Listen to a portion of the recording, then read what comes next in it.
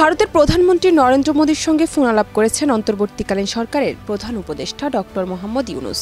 16 August micro blogging site এক্সে দেওয়া এক পোস্টে নরেন্দ্র মোদী এই কথা জানান।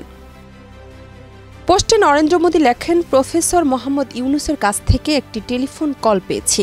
বিরাজমান পরিস্থিতি নিয়ে মত বিনিময় হয়েছে।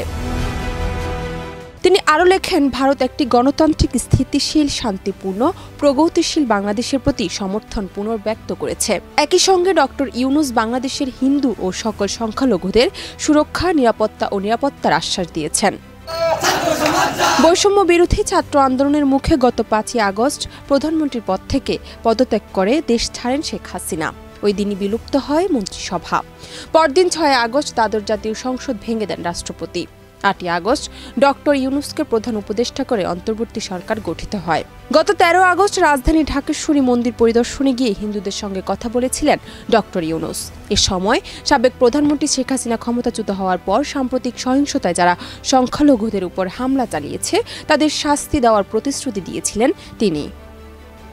জান্নাত নিপু, দেশ রূপান্তর।